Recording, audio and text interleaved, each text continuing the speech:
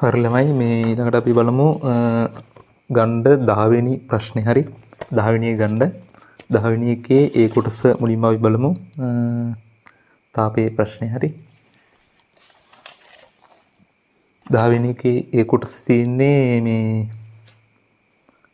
සාපේක්ෂ ආර්ථිකතාව සම්බන්ධ ප්‍රශ්නයක්. හරි බලමු අපි. ඒ කොටස කියනවා පාසලක ප්‍රධාන ශාලාවේ වාතන ක්‍රියාවලිය වෙන්ටිලේෂන් ප්‍රොසෙස් එක පිළිබඳව තොරතුරු මෙසේය. ප්‍රධාන ශාලාව පළල මීටර 20ක්ද දිග මීටර 50ක්ද මධ්‍යන්නේ උස මීටර 4ක්ද පරිපූර්ණ ඝනකාභයක් ලෙස සැලකිය හැක. ශාලාව තුළ වායු සමීකරණයන්ට 8ක් සවි කර ඇති අතර මෙම යන්ත්‍ර අවස්ථානුරූපීව ආකාර දෙකකට හැසිරේ. ශාලාව තුළ සිටින සිසුන් සංඛ්‍යාවනුව ජල වාෂ්ප ඉවත් කිරීම සිදු කළ හැකි අතර අවශ්‍ය නම් සිසිල් වියලි වාත ධාරා ශාලාව තුළට විදීමද සිදු කළ හැක.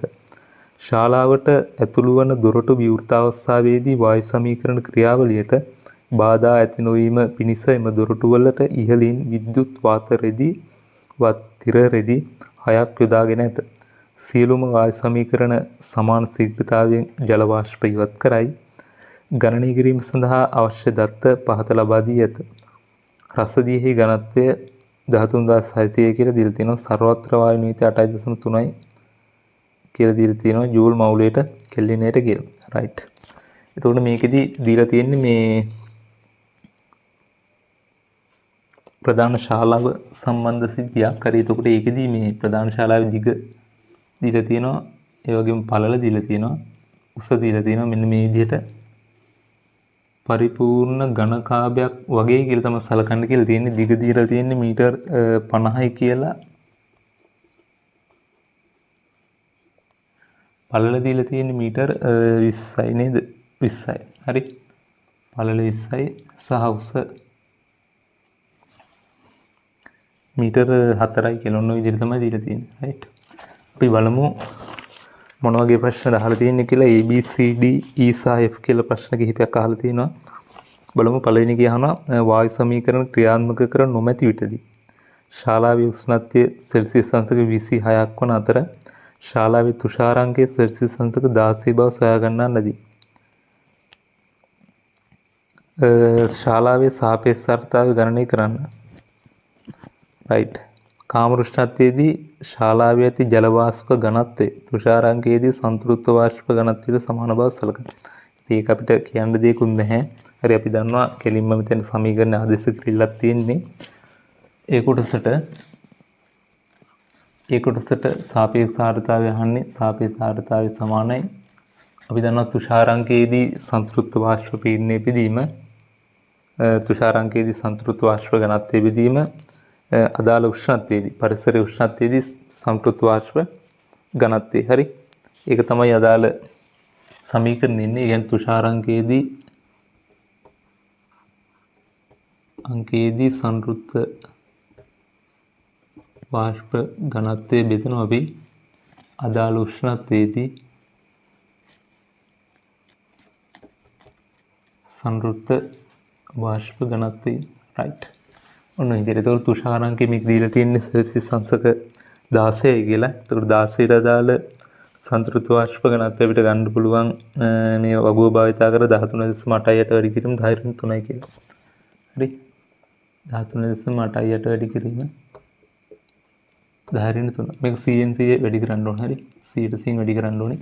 ප්‍රතිශතයක් විදිහට අපි දක්වන නිසා. එතකොට ඒක බෙදනවා තුෂාර නෙමෙයි අදාළ උෂ්ණත්වයේදී සංතෘප්ත වාෂ්ප ඝනත්වය. එතකොට මෙතන අදාළ උෂ්ණත්වය කියන්නේ පරිසර උෂ්ණත්වය. කියන්නේ සෙල්සියස් අංශක 26.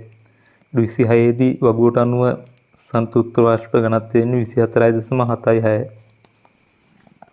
24.76 වැඩි කිරීම 10.3.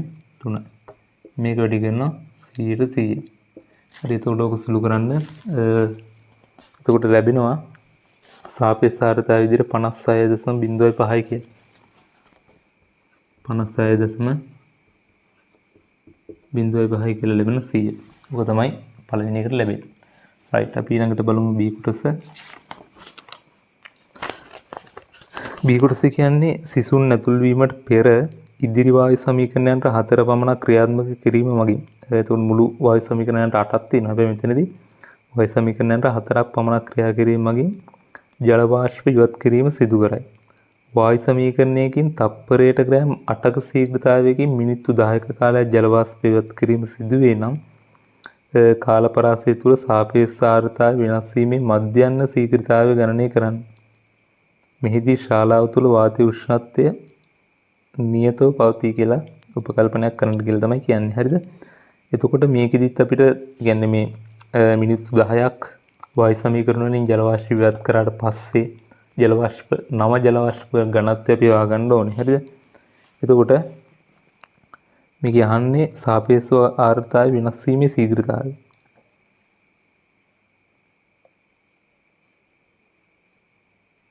මධ්‍යම ශීඝ්‍රතාවය. එතකොට අපි දැන් දන්නවා දැන් ආරම්භක අවස්ථාවේදී සාපේක්ෂ ආර්ද්‍රතාවය 56.01. එතකොට ජල වාෂ්ප ඉවත් කරාට පස්සේ ඔක අඩු වෙනවා. හරිද? එතකොට අපි මිනිත්තු 10කට පස්සේ ජල වාෂ්ප ඉවත් කරාට පස්සේ සාපේක්ෂ ආර්ද්‍රතාවය හොයාගන්න ඕනේ. ඊට පස්සේ මේ දෙක වෙනස අරගෙන වෙනස බෙදනවා අදාළ කාලයෙන්. කියන්නේ මිනිත්තු 10න් බෙදන්න ඕනේ. එතකොට මධ්‍යම ශීඝ්‍රතාවය වෙනවා. එතකොට අපි මුලින්ම කරන්න ඕනේ නව ජල වාෂ්ප ඝනත්වය හොයාගන්න. නව ජල වාෂ්ප ඝනත්වය හොයන්න කලින් අපි ඉවත් කරලා තියෙන ජල වාෂ්ප ස්කන්ධය හොයාගන්න ඕනේ. ඒ කියන්නේ වායු සමීකරණයන්ට 4ක් තියෙනවලු එකකින් 8ක ශීඝ්‍රතාවයෙන් ඉවත් වෙනවලු. ඒක ඉවත් කරපු ජල වාෂ්ප ස්කන්ධය හොයාගත්ත හැකි අපිට මම මෙතන ලියන්නේ නැහැ. හරි ඉවත් කළ ජල වාෂ්ප ස්කන්ධය සමානයි එකකින් ග්‍රෑම් 8යි තප්පරයට. හරි 8යි. ඒ වගේ 4ක් තියෙනවා. හරිද? කාලය දීලා තියෙන මිනිත්තු 10යි. ඒ කියන්නේ 10 වැඩි කිරීම තප්පර වලින් නම් 60යි. ඔක තමයි අදාළ ග්‍රෑම් ගාන එන්නේ. රයිට්. සුළු කරාම ඉවත් කරපු ජල වාෂ්ප ස්කන්ධ එනවා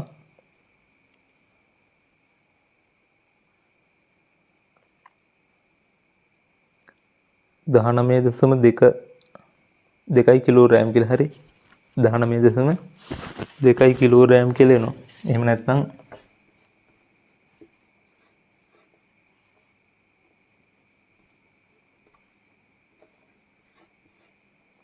නෝක තමයි එන්නේ 19,200 ග්‍රෑම්. එහෙම නැත්නම් 19.2 කිලෝග්‍රෑම්. උඩ අපි ඉවත් කරපු ජල වාෂ්ප ස්කන්ධය හැවුවා. එතකොට අපි දැන් තියෙන ජල වාෂ්ප ස්කන්ධය අපි ගණනය කරන්න නම් ආරම්භයේදී තිබු ජල වාෂ්ප ස්කන්ධය අපි හොයාගන්න ඕනේ. ආරම්භයේ තිබු ජල වාෂ්ප ස්කන්ධය හොයාගන්න අපි ජල වාෂ්ප ඝනත්වය අපි දන්නවා. ආරම්භයේ තිබු හරි 13.8යිනේ. ඒතකොට ඒක වැඩි කරන්න ඕනේ මේකේ පරිමාණය. ඒතකොට අපිට ජල වාෂ්ප ආරම්භයේදී තිබු ස්කන්ධය හොයාගන්න පුළුවන්. ඊට කලින් මම පරිමාව හොයාගන්නවා. හරි ශාලාවේ පරිමාව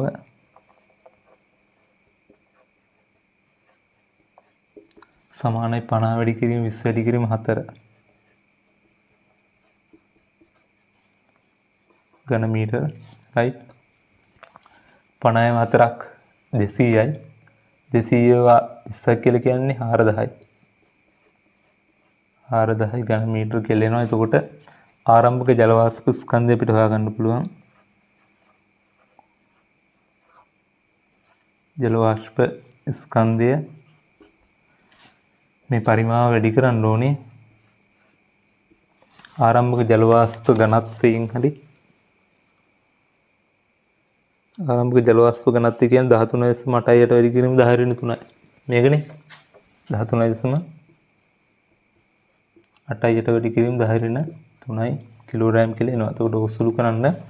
සුළු කරාට පස්සේ ආරම්භක ජල වාෂ්ප ස්කන්ධ විදිහට 55.52 කිලෝග්‍රෑම් කියලා එනවා. රයිට්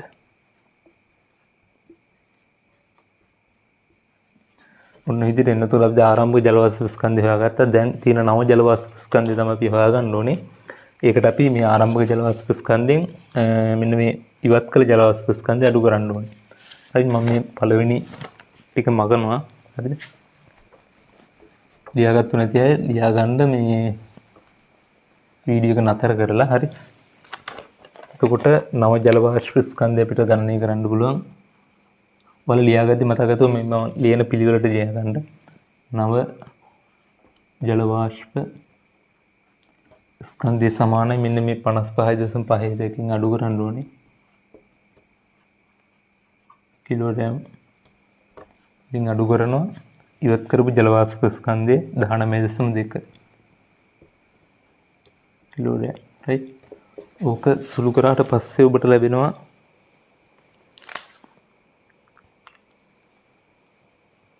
ස්කන්ධය 36.32 කියලා.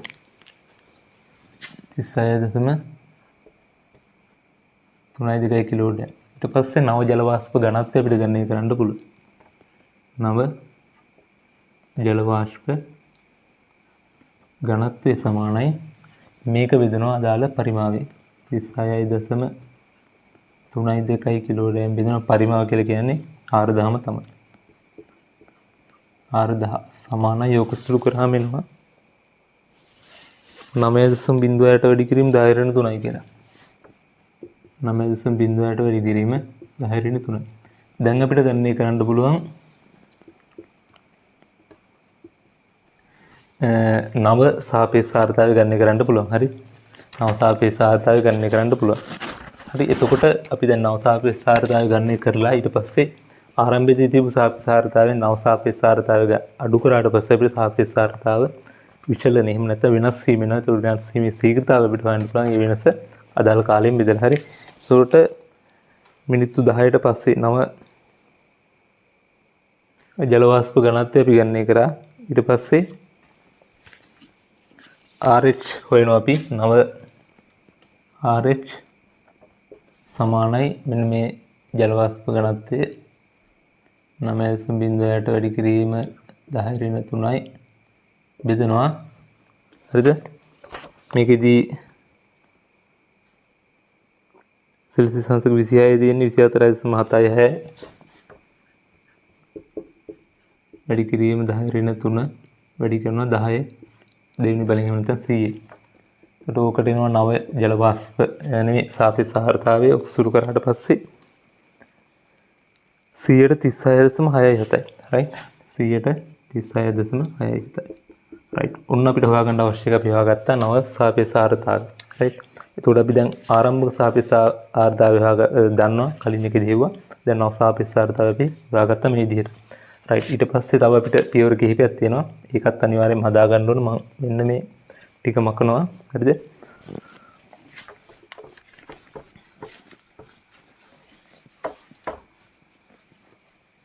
මම ඔයාලට මේ පේපර් එකත් එක්ක මේක අදාළ මාකින් එක දෙන්නම්. හරි. මේ හදන සිස්ටම් එක බලා ගන්න. ඊට පස්සේ අපි නව සාපේක්ෂාර්ථතාවය හෙව්වා. right. ඊට පස්සේ දැන් සාපේක්ෂාර්ථතාව විචලනයේ වෙනස සාපේක්ෂ ආර්ද්‍රතා වෙනස අපි ගණනය කරනවා. ආරම්භයේදී තිබ්බු සාපේක්ෂාර්ථතාවයේ තියෙන්නේ 56.05 එකකින් අඩු කරනවා 9136.67. ඕක තමයි වෙනස කියලා කියන්නේ. වෙනස් වීමේ ශීඝ්‍රතාවය. ඒක සාපේක්ෂාර්ථතා වෙනස් වීමේ ශීඝ්‍රතාවය. ඕක තමයි අපෙන් අහන්නේ ප්‍රශ්නේ. හරි. ඒතකොට පොඩිවට අහපු ප්‍රශ්නෙට අපි පියවර ගණනාවක් ගියා. හරිද? ඒතකොට වෙනස් වීමේ ශීඝ්‍රතාවය කියන්නේ මෙන්න මේ වෙනස බෙදනවා ගතු කාලේ. 56.05 අඩු කරනවා 36.67 බෙදනවා ගතුණු කාලය කියලා කියන්නේ මිනිත්තු 10යි. ඔයාලට මිනිත්තුවට හොයන්න පුළුවන්. එහෙම නැත්නම් මේක 10 වැඩි කිරීම 60 කියලා දාලා තප්පරයට හොයන්නත් පුළුවන්. හරි. අපි මිනිත්තුවට හොයමු ලේසි. එතකොට එන්නේ 1.938යි මිනිත්තුවට කියලා. 1.938යි ප්‍රතිශතයක් විදිහට දාලා එක මිනිත්තුවට. right. ඔන්න විදිහ තමයි සාපේක්ෂාර්ථතාවයේ වෙනස් වීමේ ශීඝ්‍රතාවය අපි ගණනය කරන්නේ. right. ඔය ටිකත් ඔයාලා ලියා ගන්න. එතකොට B කොටස හරි.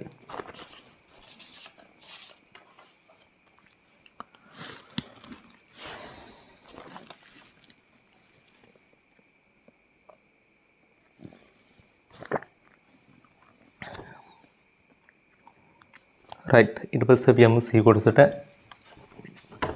මම මේක මකන්න.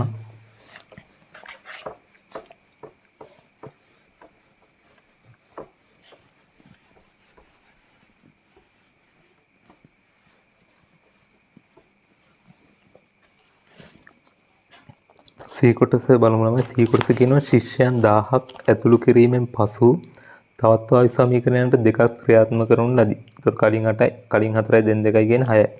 හරිද? තප්පර 50ක කාලයකට පසු ශාලාවේ නව සාපේක්ෂ ආර්ද්‍රතාවයේ 40%ක් වේ නම් එක් සිසුවෙකු ජල වාෂ්ප මුදාහරින ශීඝ්‍රතාවය ගණනය කරන්න. තප්පර 50කට පස්සේ තමයි නව සාපේක්ෂ ආර්ද්‍රතාවය 40% කියලා දීලා තියෙන්නේ. නම් එක් සිසුවෙකු ජල වාෂ්ප මුදාහරින ශීඝ්‍රතාවය ගණනය කරන්න. මෙහිදී ශාලාව තුළ උෂ්ණත්වය ඉහත මුල් අගයම පවතින බව උපකල්පනය කරන්න. හරි. එතකොට ශිෂ්‍යයන් 1000ක් ඇතුළු කරනවලු. තව වායු සමීකරණයන්ට දෙකක් ක්‍රියාත්මක කරනවලු. රයිට්. එතකොට දැන් නව කියන්නේ දැන් තියෙන තප්පර 50ට පස්සේ ජල වාෂ්ප ඝනත්වය අපි ගණනය කරගන්න ඕනේ. හරි. එතකොට දැන් මේකෙදී අපිට ශිෂ්‍යයන් මුදාහරින ජල වාෂ්ප ස්කන්ධය හොයාගන්න අපිට පුළුවන්. ඊට කලින් අපි ගණනය කරගන්න ඕනේ තප්පර 50කට පස්සේ තියෙන ජල වාෂ්ප ඝනත්වය. අපිට මේකදී සාපේක්ෂ ආර්ද්‍රතාවය දීලා තියෙන තප්පර 50කට පස්සේ. හරිද? සාපේක්ෂ ආර්ද්‍රතාවය දීලා තියෙන 40%යි කියලා. ඒ 140 සමානයි ජල වාෂ්ප ඝනත්වයේ විදීම උෂ්ණත්වය වෙනස් වෙන්නේ නැහැ කියලා කියනවා. එතකොට ඒක කෙලින්ම ඉන්නේ 24.76ම තමයි. හරිද? වැඩි කිරීම 10 වැඩි කිරීම 100යි. right. එතකොට අපිට නව ජල වාෂ්ප ඝනත්වය ගණනය කරන්න පුළුවන්. ඒකෙන්නේ ගණනය කරාට පස්සේ 9.904 10 කියලා. 9.904 වැඩි කිරීම 10 කිලෝග්‍රෑම් ඝන මීටරයට කියලා. right. එතකොට අපි නව ජල වාෂ්ප ඝනත්වය ගණනය කරා. දැන් නව ජල වාෂ්ප ස්කන්ධය අපිට ගණනය කරන්න පුළුවන්. ඕක පරිමාවෙන් වැඩි කරන්න ඕනේ. හරි. එතකොට නව ජල වාෂ්ප ස්කන්ධය ඔයාලා මේක ලියා ගන්න. හරි. මම ඔයාලට මාකින් එකක් දෙනවා. ඒක එතකොට 9.9 වැඩි කිරීම 10 වැඩි කිරීම පරිමාව 4000යි කිලෝග්‍රෑම් වලින් එනවා. right. ඔක සුළු කරාට පස්සේ එනවා 39.62 කිලෝග්‍රෑම් කියලා. right. ඔන්න ඔය විදිහට එනවා. right. ඊට පස්සේ වායු සමීකරණ වලින් ඉවත් කරපු ජල වාෂ්ප ස්කන්ධය අපි හොයාගන්න ඕනේ. හරි. එතකොට දැන් මෙතන තියෙන්නේ දැන් තියෙන ජල වාෂ්ප ස්කන්ධය තියෙන්නේ. හරිද? ජල වාෂ්ප ස්කන්ධය තියෙන්නේ. එතකොට අපි වායු සමීකරණයන්ට මගින් ඉවත් කරන ජල වාෂ්ප ස්කන්ධය හොයාගන්න ඕනේ. ඒ වගේම අපි අහන්නේ දැන් එක සිස්සෙක් පිට කරන ජල වාෂ්ප ස්කන්ධය.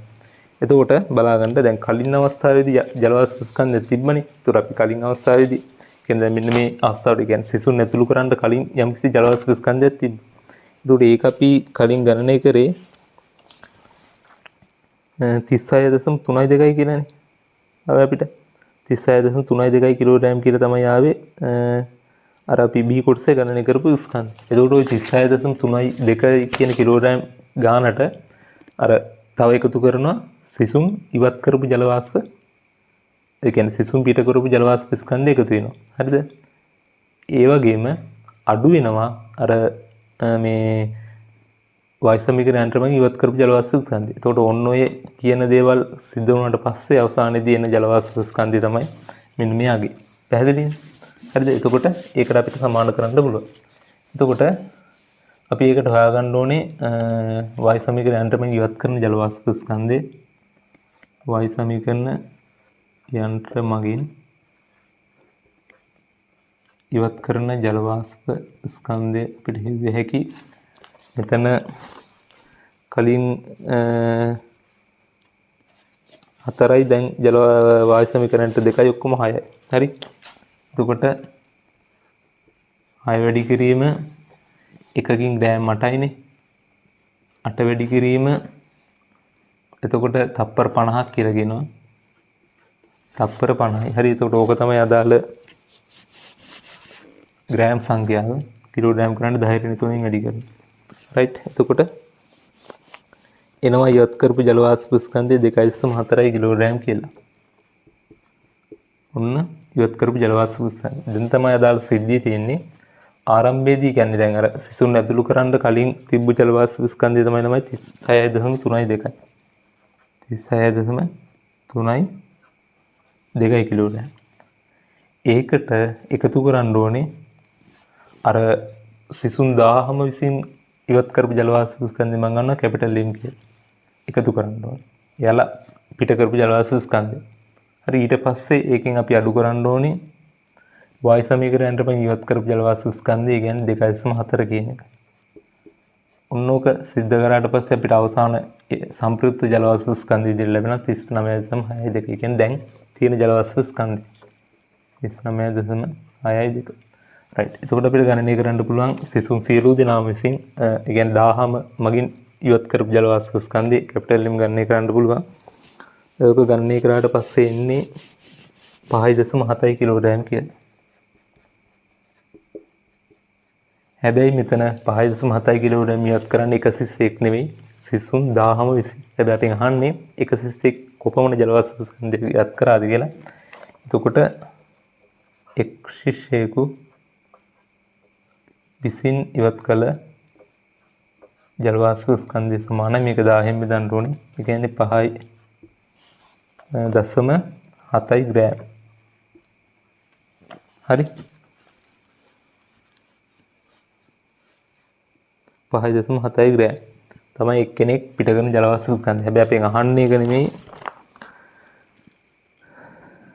සිසුවෙකු ජල වාෂ්ප මුදාහරින ශීඝ්‍රතාවය ගණන් කරන්න. අන්නර මුදාහරින ශීඝ්‍රතාවය යන්නේ. එතකොට මෙන්න මේ 5.7 ග්‍රෑම් එක් සිස්සෙක් මුදාහැරලා තියෙන්නේ තප්පර 50ක කාලයකදී. මේක කියනවනේ තප්පර 50ක කාලයකට පස්සේ කියලා.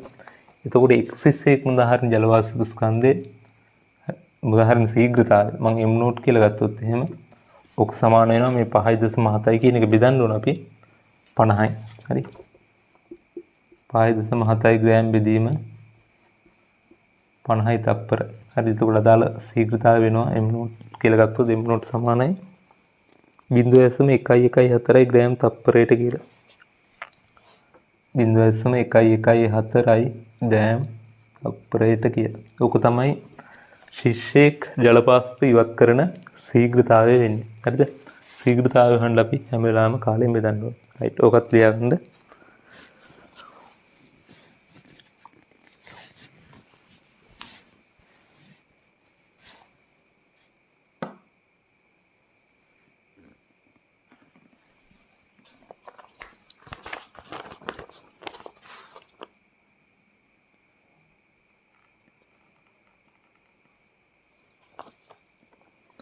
රයිට්. ඊට පස්සේ අපි ඊළඟ කොටස බලමු. මම මේක මකනවා.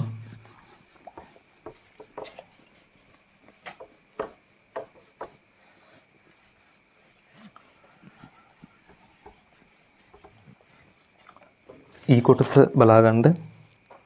ඊ කොටස කියනවායි ඉහත ඩී අවස්ථාවෙන් පසු ශාලාවේ දොරටු වසා අවකාශය සම්මුත කරනු ලැබේ. දොරටු වහනවලු දැන් වායු සමීකරණ යන්ත්‍ර 8ම ක්‍රියාත්මක කරනු ලබන අතර ජල වාෂ්ප ඉවත් කිරීමට අමතරව නෙමෙයි අපිට තව කොටසක් මිස් වුණානේ D කොටස තියෙන්නේ. හරි. E නෙමෙයි D එක. අර D එක කියනවා විද්‍යුත් වාත තිර රෙදි ක්‍රියාත්මක නොකර පවතින අවස්ථාව සලකන්න. මෙහිදී ශාලාවේ උෂ්ණත්වය සෙල්සියස් අංශක 26ද පවතින අතර බාහිර පරිසරයේ උෂ්ණත්වය සෙල්සියස් අංශක 30ද බාහිර පරිසරයේ සාපේක්ෂතාවය 60ද වේ. දැන් ශාලාවට ඇතුළු වන දොරටු විවෘත කර පද්ධතිය අනවරත තත්ත්වයට පත්වන තුරු තබනු ලැබේ. පද්ධතිය උෂ්ණත්වයේ නියතව පවතී නම් ශාලාව තුළ නව සාපේක්ෂතාවය ගණනය කරන්න. ඒ පද්ධතිය කියන්නේ අනවරත තත්ත්වයට පත් වුණාලු ඊට පස්සේ කියන්නේ පරිසරයේ උෂ්ණත්වය සහ ශාලාව ඇතුළු උෂ්ණත්වය. එතකොට උෂ්ණත්වය වෙනස්. හරි. හැබැයි උෂ්ණත්වය නියතයි කියලා කියනවා. පද්ධතිය උෂ්ණත්වයේ නියතව පවතින බව උපකල්පනය කරන්න. එතකොට අනුවර්ත තත්ත්වයට පත් වුණා කියන්නේ පද්ධතියේ පීඩනය කියන එක. හරි. පීඩනය කියන එක නියතයි. හරි. ඒක වෙනස් වෙන්නේ නැහැ. රයිට්. එතකොට මේකෙදී අපි කරන්න ඕනේ අපෙන් අහන්නේ නව සාපේක්ෂතාවය ගණනය කරන්න කියලා. તો නව සාපේක්ෂතාවය ශාලාව තුළ ගණනය කරන්න නම් අපි නව ජල වාෂ්ප ඝනත්වය හොයාගන්න ඕනේ. ඊට පස්සේ උෂ්ණත්වය වෙනස් වෙන්නේ නැහැ. ඊට පස්සේ අපි අද සමීකරණය දාලා හොයාගන්න පුළුවන්. නව ජල වාෂ්ප ඝනත්වය අපි හොයාගන්නේ අපිට දැන් පිටදී කියන්නේ ශාලාවෙන් පිටත පරිසරයේ සාපේක්ෂ ආර්ද්‍රතාවය මෙතන දීලා තියෙනවා 60යි කියලා බාහිර පරිසරයේ. ඒතකොට ඒකෙන් අපිට බාහිර පරිසරයේ ජල වාෂ්ප ඝනත්වය හොයාගන්න පුළුවන්. ඊට පස්සේ බාහිර පරිසරයේ ජල වාෂ්ප ඝනත්වය සහ ඒ ශාලාව තුල ජල වාෂ්ප ඝනත්වය අතර සම්බන්ධතාවයක් අපි ගන්න ඕනේ. හරි. ඒකට කලින් අපි බාහිර පරිසරයේ ජල වාෂ්ප ඝනත්වය හොයාගෙන ඉමු. හරිද? ඒක හොයන්නේ මේකයි B කොටසනේ. අපි දන්නවා බාහිර පරිසරයේ සාපේක්ෂ ආර්ද්‍රතාවය 60යිලු 60 සමානයි ජල වාෂ්ප ඝනත්වය බෙදීම බාහිර පරිසර උෂ්ණත්වය කියන්නේ නමයි 30යිලු 30 නම් මේකට අනුව 30.86 හරි 30.86 වැඩි කිරීම 10 ඍණ 3 ජල වාෂ්ප ඝනත්වය සන්තුලිත වාෂ්ප ඝනත්වය 100% වැඩි කරන්න ඕනේ. එතකොට බාහිර පරිසරයේ ජල වාෂ්ප ඝනත්වය මම ρ 1යි කියලා ගන්නම්කෝ. ρ 1 සමානයි මේක සුළු කරාට පස්සේ ρ 1 එනම 18.52 වැඩි කිරීම 10 ඍණ 3යි කියන්නේ. 18.52 වැඩි කිරීම 10 ඍණ 3යි කිලෝග්‍රෑම් ඝන මීටරයට ගෙලෙනවා. රයිට්. ඊට පස්සේ දැන් අපි ඒක හොයාගත්තා. ඊට පස්සේ අභ්‍යන්තර පරිසරය සහ බාහිර පරිසරය අතර මේ ජල වාෂ්ප ඝනත්ව අතර සම්බන්ධතාවයක් අපි ගන්න නම් සම්බන්ධතාවයක් ගන්න ඕනේ. එතකොට අපි දන්නවා පීඩනය සමානයි කියලා. අපිට PV සමානයි nRT සම්බන්ධතාවය භාවිතා කළොත් එහෙම P සමානයි nRT PV සමානයි n කියන්නේ ස්කන්ධය බෙදී මෞලික ස්කන්ධය දරක් RT. එතකොට මේ V මේ පැත්තට අරන් ගියොත් m බෙදීම V කියලා කියන ඝනත්වය P සමාන m බෙදීම V කියන ඝනත්වය කියන ρ RT බෙදීම m කියලා ගන්න පුළුවන්. රයිට්. එතකොට ඝනත්වයට අපි ප්‍රකාශනයක් ගන්න පුළුවන් ඝනත්වය සමානයි P m බෙදීම R වාරයක් 1ට T කියලා ගන්න පුළුවන්. රයිට්. එතකොට මේ බාහිර පරිසරය සහ ශාලාව තුල පීඩනය නියතයි. වෙනස් වෙන්නේ නැහැ. හරිද? එතකොට මෞලික ස්කන්ධය කොහොමත් නියතයි. විවෘතව තියෙන නිසා R කොහොමත් නියතයි. එතකොට මේ පදේ නියතයි. එතකොට ρ කියන එක අනුලෝම ප්‍රතිලෝම සමානුපාතිකයි. 1ට Tට ප්‍රතිලෝම සමානුපාතිකයි. ඒ කියන්නේ අනුලෝම සමානුපාතිකයි 1ට Tට. රයිට්. ඒ අනුව අපිට කියන්න පුළුවන් ρ T සමානයි නියතයි කියලා. හරි මේකට නියතයක් දාන්න පුළුවන්. ρ සමානයි නියතයක් වාරක් 1ට T. ඒ අනුව ρ වැඩි කිරීම T ඝනත්වය වැඩි කිරීම තාපගතික උෂ්ණත්වය සමානයි නියතයි කියලා ගන්න පුළුවන්. මේක මෙතන ලියන්න ρ T සමානයි නියතයි. ඒ අනුව අවස්ථා දෙකට ρ 1 T එක සමානයි ρ 2 T 2 කියලා දාන්න පුළුවන්. මේක මෙතන ලියන්න ρ 1 T එක සමානයි ρ 2 T 2 කියලා. ρ 1 කියන්නේ බාහිර පරිසරයේ සාපේක්ෂ බාහිර පරිසරයේ වාෂ්ප ඝනත්වය. හරි. ඒතකොට 18.52ට කින් 10 ඍණ 3යි. 5 වැඩි කිරීම 10 ඍණ 3 වැඩි කිරීම බාහිර පරිසර උෂ්ණත්වය දීලා තියෙන්නේ සෙල්සියස් අංශක 30යිනේ 30කට 273ක් එකතු කරාම 303යි කෙල්වින් සමානයි ρ 2 කියන්නේ අපිට අවශ්‍ය කරන පදේ. ඒ කියන්නේ ශාලාව තුල වාෂ්ප ඝනත්වය වැඩි කිරීම ශාලාව තුල තාපගතික උෂ්ණත්වය කියලා කියන්නේ. ශාලාවේ උෂ්ණත්වය කොහොමත් 26යිනේ. ඒකට 26ට 273ක් එකතු කරාම හරි 299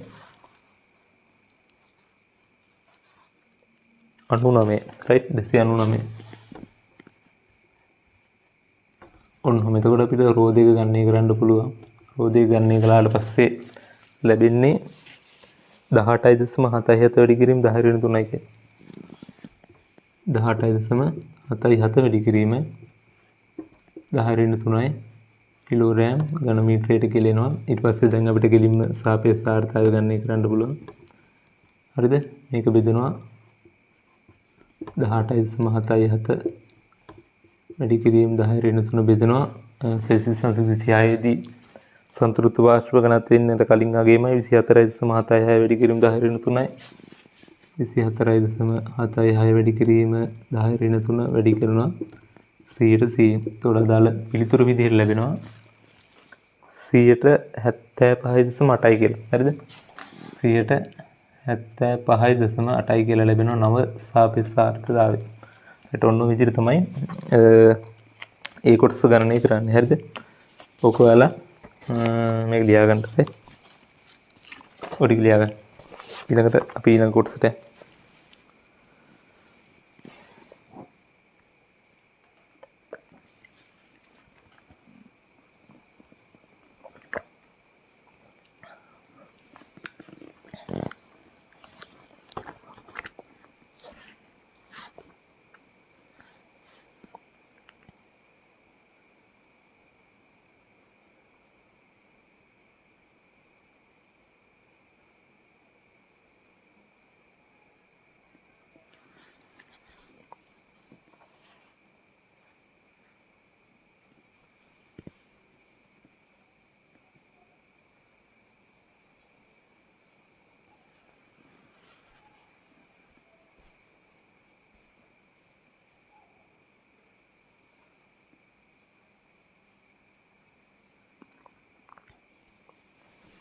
රයිට් අපි බලමු ඊළඟ කොටස බලමු. දැන් තමයි ඊ කොටසට අපි යන්නේ.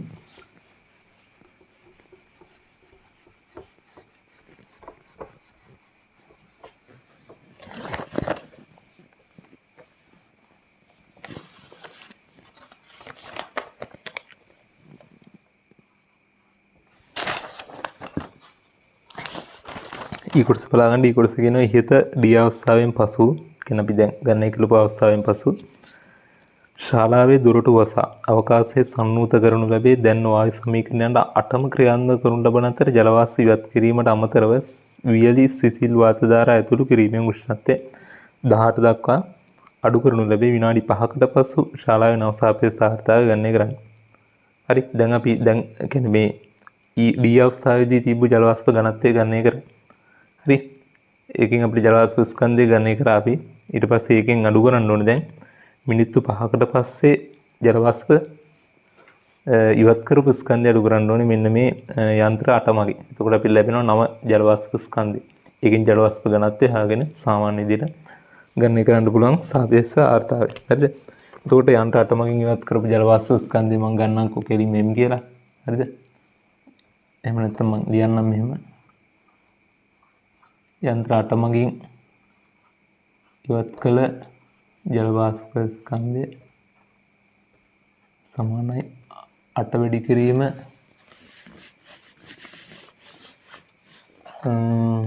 හරි. එතකොට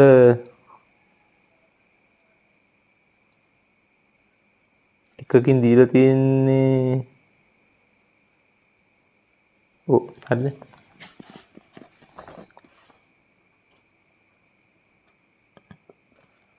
අටයිනේ දැන්. එතකොට 8 වැඩි කිරීම 10 ඍණ 3 කිලෝග්‍රෑම් තප්පරයට ඒක 8කින් වැඩි කරනවා.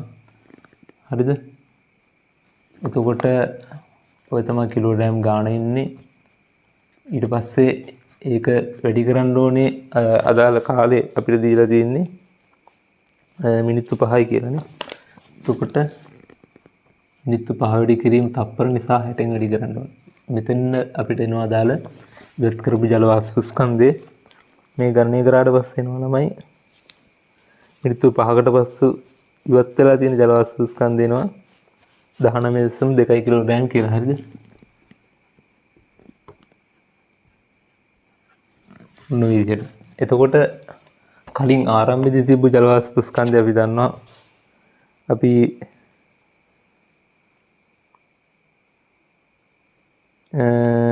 ඒක ජල වාෂ්ප ඝනත්වය අපි හොයාගත්තේනේ. ඒතර ඝනත්වය හොයාගත්තේ ඒ ස්කන්ධයෙන් හොයාගන්න අපි වැඩි කරන්න ඕන 4000. ඒතර ඝනත්වයේ කලින් අවස්ථාවේදී ගත්තේ 18.763 කියලා. හරි. එතකොට නව ජල වාෂ්ප ස්කන්ධය අපිට ගත්ත හැකි. නව ජල වාෂ්ප ස්කන්ධය සමානයි ආරම්භයේදී තිබු ජල වාෂ්ප ස්කන්ධය කියන්නේ අපි ඩී අවස්ථාවේදී ජල වාෂ්ප ඝනත්වය 18.777 වැඩි කරනවා 10 ඍණ 3 වැඩි කරනවා 4000න්. එතකොට මෙන්න මේ කියන්නේ ඩී අවස්ථාවේදී තිබු ජල වාෂ්ප ස්කන්ධය එකකින් අඩු කරනවා. දැන් ඉවත් කරපු ජල වාෂ්ප ස්කන්ධය 19.2 කිලෝට. right. ඕක සුළු කරාම නව ජල වාෂ්ප ස්කන්ධ එනවා. right. ඕක අපි ඔහොම තියමු. ඊට පස්සේ නව ජල වාෂ්ප ඝනත්වය අපිට ගන්න පුළුවන්. ඒක මම රෝ නියු කියලා ගන්නම්කෝ. සමානයි මේ අගේම අපි බෙදන්න ඕනේ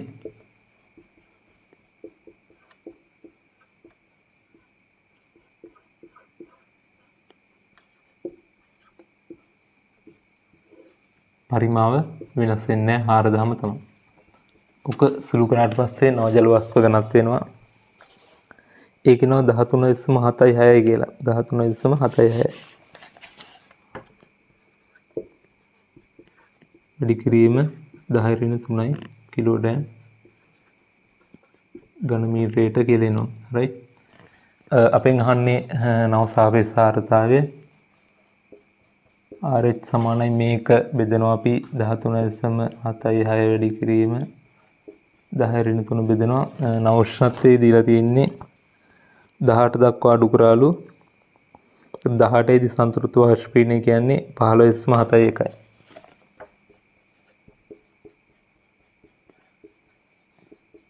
වැඩි කරනවා 100%. right. ඔක සුළු කරාට පස්සේ එන්නේ 88.88යි කියලා. 88.88යි කියලා එනවා 100ට 9 සාපේක්ෂ ආර්ද්‍රතාවය. එතකොට ඒ අවස්ථාවේදී අපි ගන්න කරන්නේ මෙන්න මේ විදිහට. right. ඕකත් ලියාගන්න. ඊට පස්සේ අපිට පොඩි ප්‍රස්තාර දෙකක් තියෙනවා. එතකොට ඉවරයි ප්‍රශ්නේ. හරිද?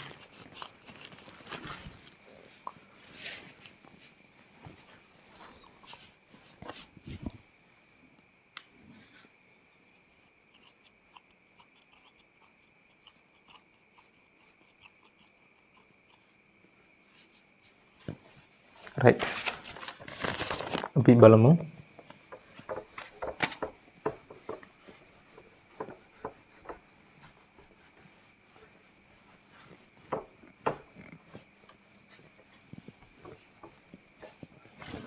අවසානයේදී F කොටසේ කියනවා ළමයි ශාලාව තුලට සිසිල් ජල වාෂ්ප විදීම සඳහා ශාලාවේ සීලිමේ සවි කර ඇති විශේෂ සමචතුරස්‍රාකාර වායු සමීකරණ තුනක් යොදා ගනී. සාමාන්‍ය වායු සමීකරණ ක්‍රියා විරහිත කර සිවිලිමේ ඇති වායු සමීකරණ පමණක් ක්‍රියාත්මක කර ශාලාවේ සියලු දොරටු වසා අවකාශයේ සම්නුත කළේ නම් කාලය සමග සාපේක්ෂ ආර්ද්‍රතාවය හා නිරපේක්ෂ ආර්ද්‍රතාවය විචලනය වන අන්දම එකම සටහනේ දක්වනවා. right.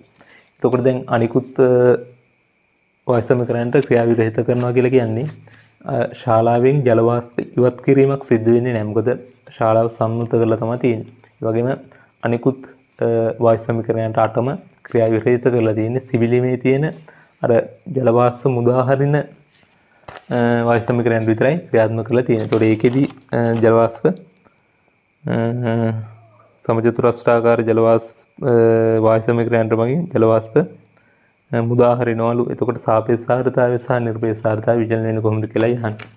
හරිද? එතකොට මෙහෙම එන්දුත් එහෙම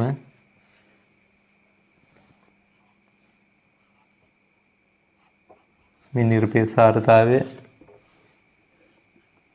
මේ සාපේක්ෂ ආර්ද්‍රතාවය මම පැහැදිලි වෙන්න වෙනම සටහන් දෙකක් අඳින්නම්. එකම ඇඳත් ගැටලුවක් නැහැ. හරිද? මොන විදියට. එතකොට අපි දන්නවා දැන් නිරපේක්ෂ ආර්ද්‍රතාවය කොහොමත් යම්කිසි අගයක හරිද? ආරම්භයේදී තියෙනවා. මෙන්න මේ වගේ අගයක. අපි දන්නේ අගය කීයද කියලා. ඒ අවස්ථාවේදී අපි ගණනය කරගන්න අගය. හරි. ඊට පස්සේ ඒක දැන් ජල වාෂ්ප මුදා හරිය අවකාශයට නිරපේක්ෂ ආර්ද්‍රතාවය වැඩි වෙනවා. යාට යන්න පුළුවන් උපරිම අගයක් එනවා. හරිද? ඒ කියන්නේ අර සන්තුලිත වෙන අවස්ථාවට. ඒ සන්තුලිත වෙන අවස්ථාවේදී එයා යම් කිසි අගයකදී මෙහෙම වැඩි වෙලා නියත වෙනවා. ඔන්න ඔය විදිහට තමයි එන්නේ. එතකොට සාපේක්ෂ ආර්ද්‍රතාවය ගත්තොත් ඒකත් ඒ වගේ ඒකත් යම් කිසි අගයක තියලා මේ විදිහට වැඩි වෙලා නියත වෙනවා. නියත වෙන අවස්ථාවේදී අනිවාර්යයෙන්ම සාපේක්ෂ ආර්ද්‍රතාවය 100ට 100ක් වෙනවා. ඔන්න ඔය විදිහට. සාපේක්ෂ ආර්ද්‍රතාවය නියත වෙන අවස්ථාවේ 100ට 100යි. මේ නිරපේක්ෂ ආර්ද්‍රතාවයක 100ට 100ක් නොවෙන්න පුළුවන්. හරිද? ඔන්න ඔය විදිහට තමයි අදාළ ප්‍රස්ථාර දෙක ඔයාලට ලැබෙන්න ඕනේ. හරි. ඔය විදිහට ප්‍රස්ථාරයක් ඇඳලා තියෙන්න ඕන. රයිට්. අපි 10 ඒ කොටස මේ විදිහට අවසන් කරනවා. අපි ඊළඟ ප්‍රශ්න බලමු. හරි. මේකත් ඇඳ ගන්න.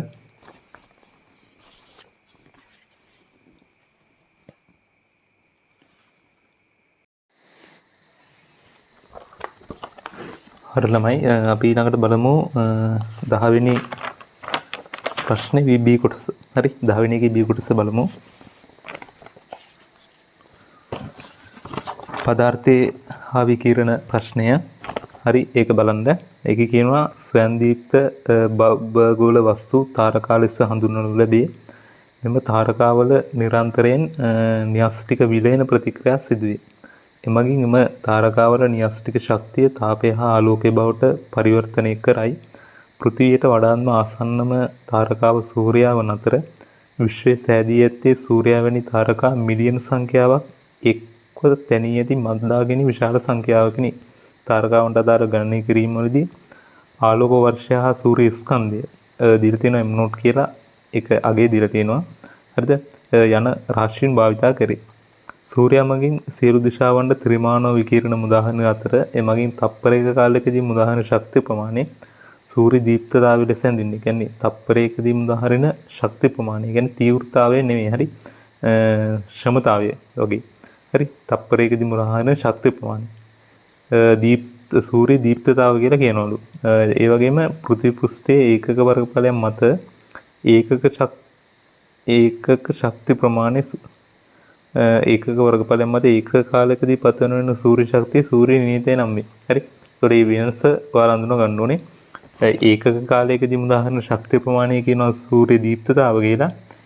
ඒකක වර්ගඵලයක් මත ඒකක කාලයකදී ශක්තිය කියනවා සූර්ය නියතය කියලා. හරි. පතනය වන පෘථිවි පෘෂ්ඨය.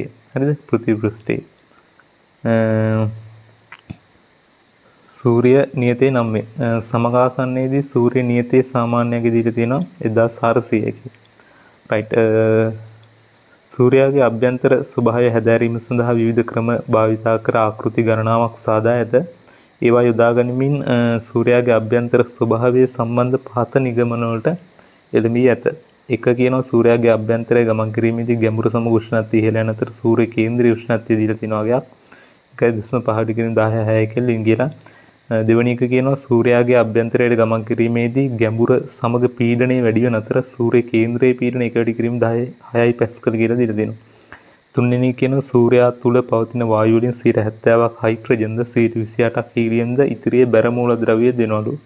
හතරවෙනි කියනවා සූර්යාගේ පෘෂ්ඨයේදී ඝනත්වය 10යිලු වන අතර කේන්ද්‍රයේ ඝනත්වය 2 ඩිග්‍රී 14යි කියලා කියනවා. රයිට්. ඔන්න ඔය දත්ත දීලා දෙනවා. ඒ වගේම සූර්යාගේ මධ්‍යන්‍ය ඝනත්වය 1500 කියලා දීලා තියෙනවා. සූර්යා තුල සිදුවන න්‍යෂ්ටික විලයන ප්‍රතික්‍රියාවලදී හයිඩ්‍රජන් පරමාණු 4ක් හීලියම් පරමාණුවක් හා පොසිට්‍රෝන 2ක් බවට පරිවර්තනය වෙනවලු. මෙහිදී සිදුවන ස්කන්ධ හානිය මගින් තාප ශක්තිය හා ආලෝකයේ ශක්තිය ජනනය වීම සිදු වෙනවලු. රයිට්. ඔන්න ඔය සිද්ධිය තමයි කියන්නේ. ඒ සිද්ධි දාමයට අදාළව අපි බලමු අහලා තියෙන ප්‍රශ්න මොනවද කියලා. රයිට්. ඒකේ ඒ කොටසේ පළවෙනි එක අහනවා න්‍යෂ්ටික විලයන ප්‍රතික්‍රියා යනු මොකක්ද? අපි දන්නවා න්‍යෂ්ටික විලයන ප්‍රතික්‍රියා කියලා කියන්නේ ස්කන්ධෙන් අඩු න්‍යෂ්ටි එකතු වෙලා ස්කන්ධෙන් වැඩි න්‍යෂ්ටි නිර්මාණය කරන ප්‍රතික්‍රියා තමයි න්‍යෂ්ටික විලයන ප්‍රතික්‍රියා කියන්නේ. එතකොට ඒකෙදී අර සිදුවන ස්කන්ධ හානිය හරි ශක්තිය විදිහට පිටවීම සිද්ධ වෙනවා. එතකොට අහන්නේ න්‍යෂ්ටික විලයන ප්‍රතික්‍රියා යනු මොනවද කියලා. එතකොට ඒකේ පිළිතුරු ලියා ගන්න මේ විදිහට සැහැල්ලු එහෙම නැත්නම් අඩු ස්කන්ධ ක්‍රමාංගයක් සහිත න්‍යෂ්ටීන් එකිනෙක එක්වී විශාල න්‍යෂ්ටි සෑදීම හා එහෙම නැත්නම් ස්කන්ධ ක්‍රමාංකයේ ඉහළ න්‍යෂ්ටි සෑදීම හා ඒවායේ ස්කන්ධ වෙනසට අනුරූපව ශක්තිය මුදා හැරීම තමයි කියන්නේ න්‍යෂ්ටික විලයන ප්‍රතික්‍රියා කියලා. හරි. දෙවෙනි එක කියනවා සූර්යා ස්වයං දීප්ත වස්තුවල් ලෙස ක්‍රියා කරන්නේ කෙසේද? එතකොට දැන් සූර්යා ස්වයං දීප්තයි කියලා කියන්නේ තමා විසින්ම ආලෝකේ නිපදව ගන්නවා කියලා. හරි. එතකොට ඒකෙදි ඒක වෙන්නේ කෙසේද කියලා අහන්නේ. ඒක වෙන්නේ දැන් සූර්යාගේ සිද්ධ වෙනවා න්‍යෂ්ටික විලයන ප්‍රතික්‍රියා. දැන් මේ ඡේදෙදි දීලා තියෙන අවසානයේදී සූර්යයා තුල න්‍යෂ්ටික විලයන ප්‍රතික්‍රියා සිද්ධ වෙනවා කියලා. ඒතකොට ඒකෙදී සිදුවන ස්කන්ධ හානිය ශක්තිය විදිහට පිට වෙනවා. ඒ ශක්තියෙන් තාප ශක්තිය සහ ආලෝක විදිහට පිට වෙන්නේ. එතකොට ආලෝකය පිට වෙන යම්කිසි ප්‍රමාණයක්. හරිද? එතකොට ආලෝකය සූර්යාගෙන් නිකුත් වෙනවා. අර ශක්තිය. ඒක නිසා තමයි සූර්යයා ස්වයංදීප්ත වස්තුවක් කියලා කියන්නේ. රයිට්. ඒකත් ලියාගන්න. සූර්යා තුල සිදුවන න්‍යෂ්ටික විලයන ප්‍රතික්‍රියා මගින් එහි න්‍යෂ්ටිවල න්‍යෂ්ටික ශක්තියෙන් කොටසක් ආලෝක පරාසයේ විද්‍යුත් චුම්බක තරංග බවට පත් කරයි. එම ආලෝකය නිකුත් කිරීම නිසා සූර්යා ස්වයංදීප්ත වස්තුවක් වේ. රයිට්. ඊට පස්සේ යමු තුන්වෙනි කියන ආලෝක වර්ෂයක අගය එහි SI එකකගේ සමග සඳහන් කරන්න. ඒතර ආලෝක වර්ෂ වලින් මනින්නේ අපි දුර. හරිද? ඒතර දුර -SI එකක වෙන්නේ මීටර වලින්. يعني මීටර වලින් තමයි සඳහන් කරන්න කියන්නේ ආලෝක වර්ෂයක අගය. ඒතර ආලෝක වර්ෂයක අගය කියලා කියන්නේ වර්ෂයකට තියෙන කාලය වැඩි කරන්න ඕනේ. හරි? ආලෝකයේ ප්‍රවේගයෙන්. එතකොට අපිට ලැබෙනවා අදාළ දුර. right? ඒකට අගය තුන්වෙනි එකට ආලෝක වර්ෂයක තියෙන තප්පර ගාන කියන්නේ වර්ෂයකට දින නම් 365යි. ඒක වැඩි කරනවා දිනයකට පැය 24යි. right? පැයකට තප්පර 3600. හරි? ඔන්න ඔය විදිහට. රෝග තමයි අදාළ තප්පර ගාන ඉන්නේ. මේ තප්පර ගාන වැඩි කරන්න ඕනේ. ආලෝකයේ ප්‍රවේගය කියන්නේ 3 වැඩි කිරීම 10 8. හරි? ඕක තමයි අදාළ පිළිතුර වෙන්නේ. එතකොට මේක සුළු කරාට පස්සේ ඔයාලට ලැබෙනවා. බලමු අපි.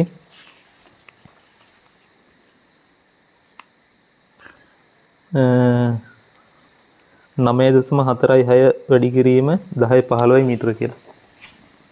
9.46 වැඩි කිරීම 10-15 මීටර කියලා ලැබෙනවා. අගේ හරි. right. මේක තමයි ඒකකයේ වෙන්නේ විශාලත්වය. right. ඊට පස්සේ අපි යනවා B කොටසට. කෘෂ්ණ වස්තුවක් යනු කුමක්ද කියලා කියන්නේ. කෘෂ්ණ වස්තුවක් කියලා කියන්නමයි පතිත වන සියලුම විකිරණ අවශෝෂණය කරන වස්තුවක්. හරි. මේවා තියරි. මේවා අපි දන්නවා. ඒකට ලියා ගන්න අවශ්‍ය නම් සිය පෘෂ්ඨය මත පතිත වන්නා වූ සියලුම විකිරණ අවශෝෂණය කරන වස්තුවක් කියලා. සිය පෘෂ්ඨය මත පතිත වන සියලුම විකිරණ අවශෝෂණය කරන වස්තුවක් කියලා ලියා ගන්න. හරි. කෘෂ්ණ වස්තුවක් කියන්නේ. right. ඊට පස්සේ අපි වුණු කෘෂ්ණ වස්තුක අදාළ ස්ටෙපාන් නියමේ සඳහන් කරන්න.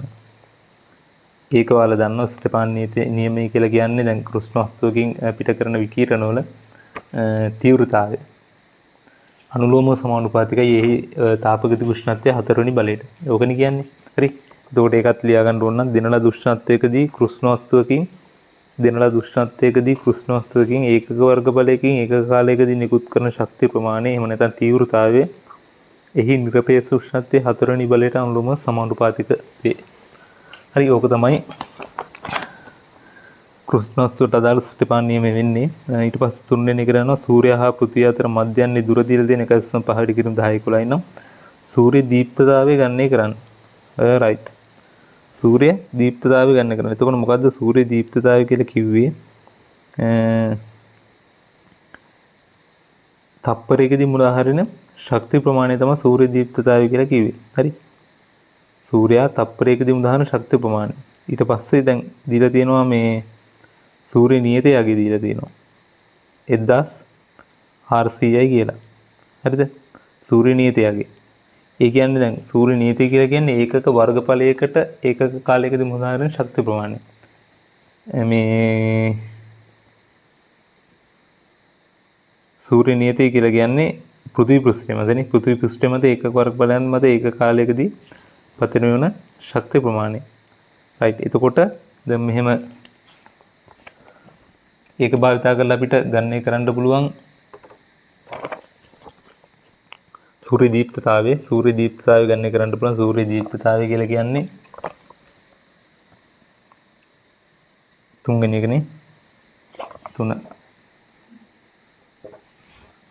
දැන් අපිට දීලා තියෙන්නේ E බෙදීම AT. මේක තමයි අදාළ සූර්ය නියතය වෙන්නේ. හරිද? සූර්ය නියතය දීලා තියෙන්නේ 1400 කියලා. එතකොට මේක අදාළ වර්ගඵලයෙන් වැඩි කරාට පස්සේ එතකොට අපිට එනවා E බෙදීම T කියන එක. E බෙදීම T කියන එක කියලා කියන්නේ සූර්ය දීප්තතාවය. ඒක කාලයකදී මුදාහරින ශක්ති ප්‍රමාණය. right? එතකොට මෙතන වර්ගඵලය වෙන්නේ දැන් එහෙම සූර්යයා තියෙනවා නම් මෙහෙම පෘථිවිය තියෙනවා නම් මෙන්න මෙහෙම අපි වෘත්තාකාර ගෝලාකාර පෘෂ්ඨයක් සැලකුවොත් එහෙම මෙන්න මෙතන තියෙන තීව්‍රතාවය තමයි ඔය කියන්නේ මේ සූර්ය නියතය කියලා. හරිද? සූර්ය නියතය කියලා කියන්නේ මෙන්න මේ පෘථිවිය මත පතන වෙන තීව්‍රතාවයට. හරි. එතකොට මෙන්න මේ දුර දීලා තියෙනවා අපිට සූර්යාගේ ඉඳලා පෘථිවිය අතර මධ්‍යම දුර 1.5 ඩිග්‍රී 10 11 කියලා. හරි. එතකොට මේකට අදාළව අපිට දැන් මේ සූර්යාගේ ත්‍රිමාණව හරි සෑම දිශාවකටම යොමු කරනවානේ මේ විකිරණ. ඒ නිසා අපිට මෙන්න මේක ගෝලාකාර පෘෂ්ඨයක් සලකලා ඒ ගෝලාකාර පෘෂ්ඨයේ වර්ගඵලය අපි හොයාගන්න ඕනේ. ඒ කියන්නේ මෙන්න මේ වර්ගඵලය. ඊට පස්සේ මේ වර්ගඵලයෙන් මෙයාගේ වැඩි කරාට පස්සේ අපිට ලැබෙන E බෙදීම T යගේ එහෙම නැත්නම් සූර්ය දීප්තතාවය. right? සූර්ය දීප්තතාවය එහෙම නැත්නම් E බෙදීම T සමානයි 1400 වැඩි කරනවා හරස්කඩ ශේෂ්ත්‍රඵලය. 1400 වැඩි කිරීම හරස්කඩ ශේෂ්ත්‍රඵලය කියන්නේ දැන් ගෝලාකාර පෘෂ්ඨයෙන් අපි සලකන්නේ. එතකොට 4πr වර්ගය. right? 4πr කියන්නේ මේ දුර 1.5 වැඩි කිරීම 10 11 කියන එකේ වර්ගය. right? ෆයිට ඕනනම් කෙලින්ම 7/22 එහෙම නැත්නම් 3.14 කියලා ආදේශ කරන්න පුළුවන්. right? ඕක සුළු කරාට පස්සේ සූර්ය දීප්තතාවය වලට ලැබෙනවා. right? බලමු. සූර්ය දීප්තතාවය විදිහට එන්නේ මේක සුළු කරාට පස්සේ 3.9564 වැඩි කිරීම 10/26 කියලා. 3.9564 වැඩි කිරීම 10/26යි වොට් එහෙම නැත්නම් ජූල් තප්පරයට. ඔක තමයි සූර්ය දීප්තතාවයට අගේ එන්නේ. right? ඔක ලියාගන්න.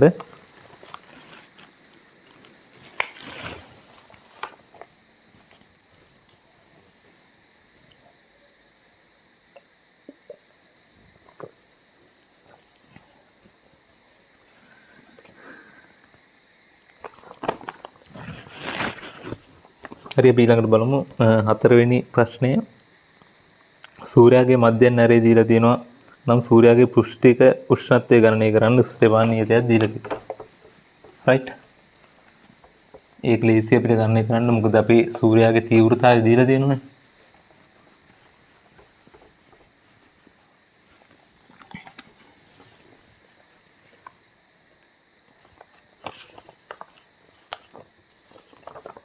හරිද?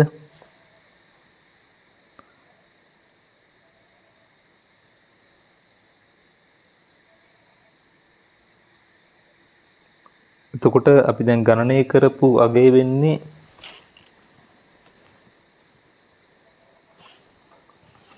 සූර්ය දීප්තතාවය. හරි? සූර්ය දීප්තතාවය අපි දැන් ගණනය කරා.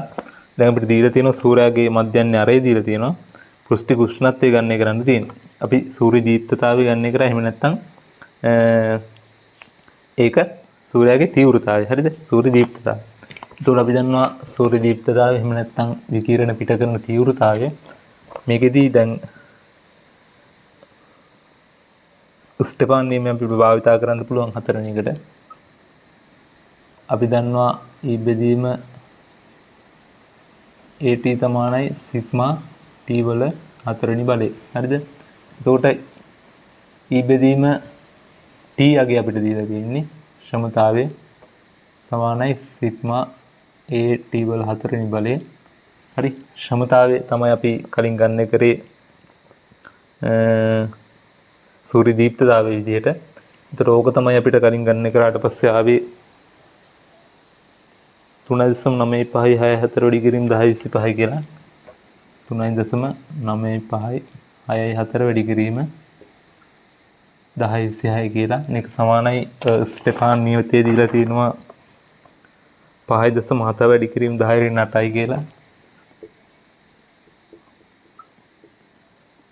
ඊට පස්සේ දැන් සූර්යාගේ අරේ දීලා තියෙන නිසා සූර්යාගේ වර්ගඵලය අපිට ගණනය කරන්න පුළුවන් 4යි πr වර්ගයේ π කියන්නේ 3.1/4 r වර්ගයේ අරේ දීලා තියෙන්නේ සූර්යාගේ මධ්‍යන්තරය 7 වැඩි කිරීම 18යි කියලානේ.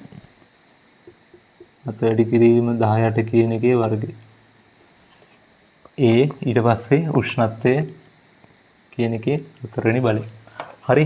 ඕක සුළු කරාට පස්සේ අපිට ගණනය කරන්න පුළුවන් තාපගති උෂ්ණත්වය T අගේ ගණනය කරන්න පුළුවන්. ඕක සුළු කරාට පස්සේ වරට T විදිහට එන්න ඕනි 5795 කෙල්වින් කියලා. හරි. 5795 කෙල්වින් කියලා දාලා පිළිතුර එනවා. රයිට්. ඒක හරි. ඊට පස්සේ අපි බලමු පස්වෙනි එක සූර්ය වර්ණාවලියේ උපරිම තීව්‍රතාවයට අදාළ තරංගායම ගණනය කරන්න වින්නියතය දීලා තියෙනවා. ඔයාලා තුල සම්බන්ධතාවය දන්න උපරිම තරංගායමේ වැඩි කිරීම අදාළ උෂ්ණත්වය සමානයි නියතයක්. ඒ නියතය තමයි වින්නියතය කියලා කියන්නේ. හරි එතකොට පස්වෙනි එක lambda max T සමානයි නියතයක්. උපරිම තරංගායාමය තමයි අපෙන් අහන්නේ. lambda max T තමයි මේක 5795යි.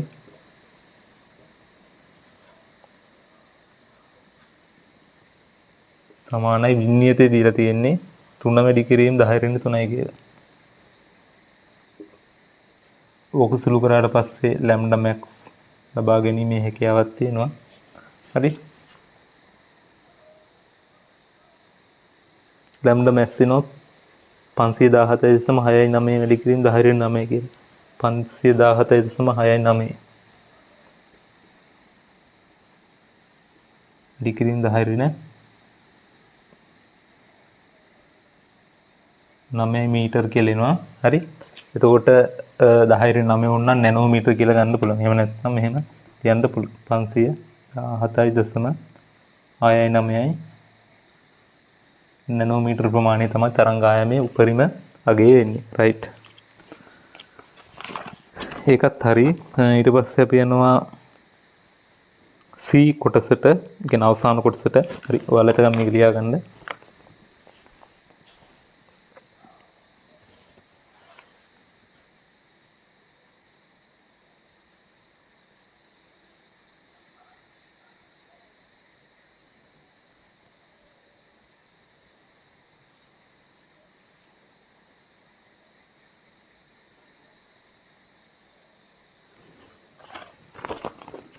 හරි බලමු.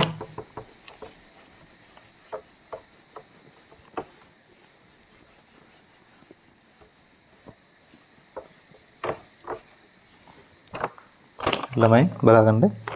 C කොටසේ පළවෙනි එක කියනවා සූර්යයා තුළ සිදුවන න්‍යෂ්ටික විලයන ප්‍රතික්‍රියාව ලියා දක්වන්න කියලා. දැන් මේකේ කියන විදිහට න්‍යෂ්ටික විලයන ප්‍රතික්‍රියාවේදී හයිඩ්‍රජන් පරමාණු 4ක් හීලියම් පරමාණුවක් හා පොසිට්‍රෝන 2ක් බවට පරිවර්තන වෙනවා. හරි. එතකොට හයිඩ්‍රජන් පරමාණු 4ක් 1 පත් වෙනවලු හීලියම් පරමාණුවක් සහ හීලියම් පරමාණුවක් හා පොසිට්‍රෝන 2ක් බවට පරිවර්තන වෙනවා. ඒකට හීලියම් කියවහම 4යි 2යි ධන පොසිට්‍රෝන කියලා කියන්නේ එතකොට පොසිට්‍රෝන කීයක්ද? 2ක් බවට පරිවර්තන වෙනවලු. හරි. එතකොට පොසිට්‍රෝන කියන්නේ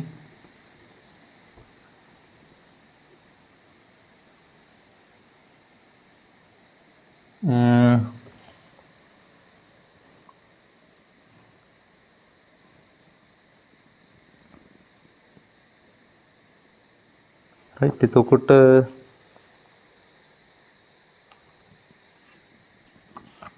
පොසිට්‍රෝන ලිස්කම් එක බිඳුවයි ඔන්න විදිහට එන්නේ. හරි. පොසිට්‍රෝන 2ක් බවට පරිවර්තනය. right. ඔන්න ඔය විදිහට. එතකොට අපි දෙපැත්ත ස්කන්ධ ක්‍රමාංක සහ පරමාණු ක්‍රමාංක සමාන කරන්න ඕනේ. හරි. දැනට මම මේක සමාන වෙලා තියෙන්නේ මේ පැත්ත 4යි. මෙතන 4යි මෙතන බිඳුව කියන්නේ 4යි. හරි. මෙතන 2යි ජාරක 2යි කියන්නේ මෙතන 4යි. ওই විදිහට තමයි අදාළ න්‍යෂ්ටික ප්‍රතික්‍රියාව ලියලා තියෙන්න ඕනේ. හරි. right. ඊට පස්සේ කියනවා දෙවෙනි එක කියන එක හයිඩ්‍රජන් විලයනයකදී ඒ කියන්නේ මෙන්න මේ විදිහට සිද්ධ වෙන එකේ එක හයිඩ්‍රජන් විලයනයකදී සිදුවන ස්කන්ධ හානිය ගණනය කරන්න කියලා තියෙනවා. හරිද? ස්කන්ධ හානිය ගණනය කරන්න තියෙනවා. දීලා තියෙනවා හයිඩ්‍රජන් හීලියම් පරමාණුක හා පොසිට්‍රෝනික ස්කන්ධ පිළිවෙලින් දීලා තියෙනවා. ස්කන්ධ හානිය ගණනය කරන්න අපි මේ පැත්තේ තියෙන ස්කන්ධ වලින් මේ පැත්තේ තියෙන ස්කන්ධ අඩු කරනවා. හරි. එතකොට ස්කන්ධ හානිය මම ඩෙල්ටා m කියලා ගන්නම්. මේ පැත්තේ තියෙන ස්කන්ධ කියන්නේ හීලියම් එකක් තියෙනවා. එතකොට හීලියම් වල ස්කන්ධය කියලා දීලා තියෙන්නේ 4.0.261. 4.0.261 u එකතු කරනවා 2යි පොසිට්‍රෝන. ඒ කියන්නේ 2 වැඩි කිරීම පොසිට්‍රෝනයක ස්කන්ධය වෙන්නේ 5.5 වැඩි කිරීම 10^4යි. 5.5 වැඩි කිරීම 10^4යි u. right. මේ පැත්තේ තියෙන ඕක ඒකෙන් අඩු කරනවා ආරම්භයේ තිබ්බ හයිඩ්‍රජන් වල ස්කන්ධය. හයිඩ්‍රජන් කියන්නේ 4 වැඩි කිරීම හයිඩ්‍රජන් වල ස්කන්ධය වෙන්නේ 1.0.782යි. 1.0.782 u. මේ අනුව මේක සුළු කරාට පස්සේ ඩෙල්ටා m වෙනවා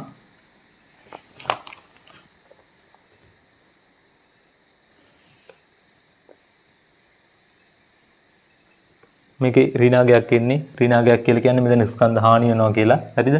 දැන් අපි මේ පැත්තේ හැරෙන ස්කන්ධය අඩු වෙන්නේ. හරි ස්කන්ධ හානි වුණාට පස්සේ ඒක ඍණාගයක් එන්නේ. හරි. ධනාගයක් හැදුනොත් ස්කන්ධය වැඩි වෙලා තියෙනවා. ඍණාගයක් આવුත් ස්කන්ධය අඩු වෙලා තියෙනවා. ඒකට මේක බලුවාම ඍණාගයක් තමයි අපිට එන්නේ. මේක ගණනය කරාට පස්සේ එන්නේ ඍණ 0.275 කියලා. 0.275 7 u කියලා ඍණ. එතකොට මේක ඍණ අවශ්‍ය වෙන්නේ නැහැ. ඍණ කියන්නේ මේක ස්කන්ධය අඩු වුණා කියන්නේ. ඒතර ඩෙල්ටා m කිලෝග්‍රෑම් වලින් අපි ගත්තොත් u සමානයි දීලා තියෙනවා 1.6 වැඩි කිරීම 10^27යි. ඒතකොට 1.6 වැඩි කිරීම 10^27 වැඩි කිරීම මෙන්න මෙයාගේ 0.275 කිලෝග්‍රෑම් වලින් ලැබෙනවා. right. ඕක සුළු කරාට පස්සේ ඩෙල්ටා m ඔබට ලැබෙනවා 4.577 වැඩි කිරීම 10^29 කියලා. 4.577 වැඩි කිරීම 10^29 කිලෝග්‍රෑම් වලින්. මේක තමයි අදාළ ස්කන්ධ වෙනස. එහෙම නැත්නම් ස්කන්ධ හානිය වෙන්නේ ඍණාගයක් ලැබුණ නිසා. ඒකට අදාළ ස්කන්ධ හානිය වෙන්නේ මේක. ඒක ලියාගන්න. ඊට පස්සේ ගහනවා එක් හයිඩ්‍රජන් විලයනකදී මුදාහරින ශක්තිය ගණනය කරන්න කියලා. හරි. දැන් මෙතනදී එක් හයිඩ්‍රජන් විලයනකදී මුදාහරින ස්කන්ධය අපි ගණනය කරා. ඒතකොට ඒකට අදාළ ශක්තිය ගණනය කරන්න තියෙනවා. ඒතකොට මේ ස්කන්ධය සහ ශක්තිය අතර සම්බන්ධතාවය වල දන්නවා අයින්ස්ටයින්ගේ ශක්ති සම්බන්ධතාවය E = mc වර්ගය. හරි. E = mc වර්ගය. right. එතකොට ශක්තිය එන්නේ ස්කන්ධය කියලා තියෙන්නේ මේක 4.577 වැඩි කිරීම 10^29 c කියලා කියන්නේ ආලෝකයේ ප්‍රවේගය 3 වැඩි කිරීම 18යි. ඒකේ වර්ග එනවා. එතකොට ඕක සුළු කරන්න අදාළ ශක්තිය එනවා මුදාහරින. හරි. එතකොට ඕක සුළු කරාට පස්සේ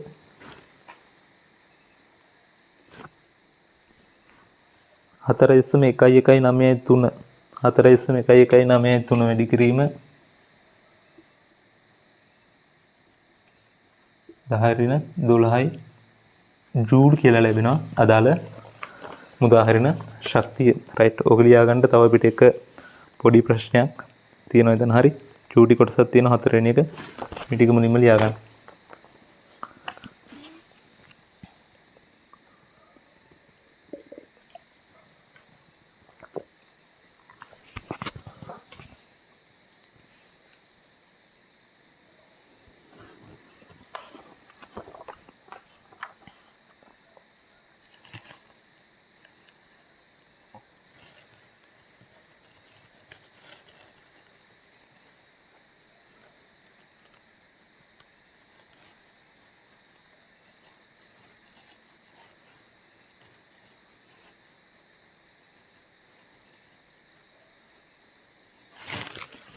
රයිට් බලමු.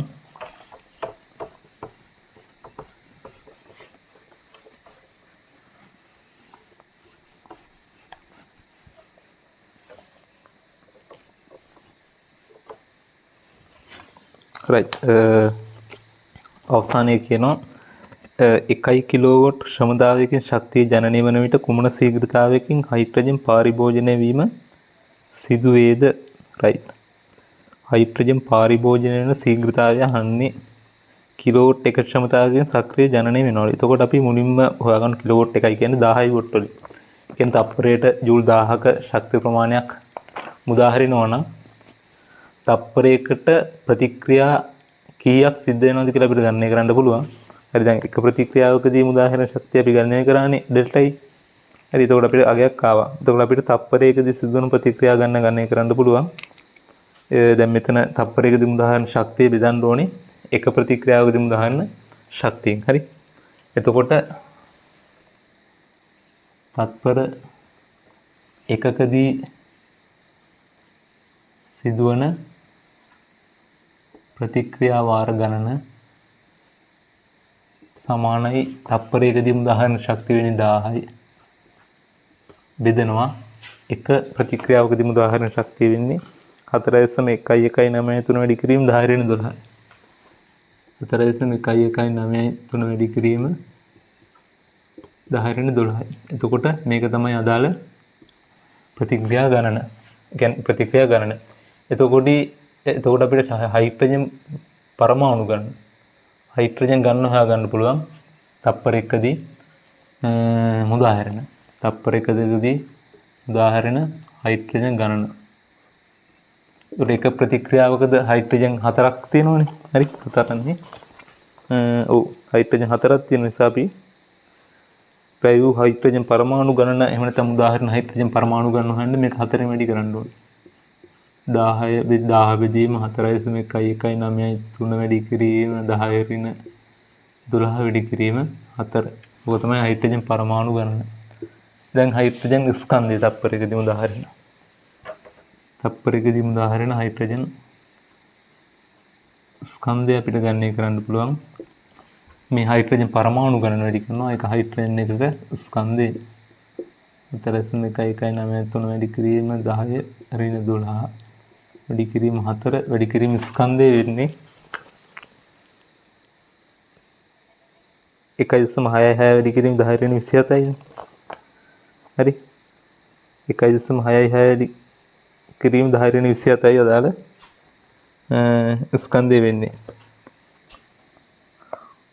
මොකද හයිඩ්‍රජන් එකක දීලා තියෙන්නේ ස්කන්ධය 1.0.078 U කියලානේ. එතකොට 0.078 කියන එක ආසන්න වශයෙන් එකයි. ඒක 1 U කියලා කියන්නේ 1.66 වැඩි කිරීම 10^27 කිලෝග්‍රෑම්. 1.66 වැඩි කිරීම 10^27 කිලෝග්‍රෑම්. ඒක තමයි තප්පරයකදී මුදාහරන ස්කන්ධය වෙන්නේ. හරි එතකොට අපෙන් අහන්නේ තප්පරයකදී කුමන ශීඝ්‍රතාවයකින් හයිඩ්‍රජන් පරිභෝජනය. එතකොට අපි ස්කන්ධ ශීඝ්‍රතාවයක් විදිහට ලියන්න පුළුවන් මේක සුළු කරලා. හරිද? ඒක සුළු කරාට පස්සේ අට උත්තරේ එනවා 1.6යි 1.2 වැඩි කිරීම 10^12 කියලා. 1.6යි 1.2 වැඩි කිරීම 10^12 කිලෝග්‍රෑම් තප්පරයට ශීඝ්‍රතාවයකින් තමයි හයිඩ්‍රජන් මුදාහැරීම එහෙම නැත්නම් වැයවීම සිද්ධ වෙන්නේ. හරි. ඔන්න ඔය විදිහට තමයි 10B කොටසට අපි උත්තර ලියන්නේ. හරි. ඔය ටිකත් ලියා ගන්න.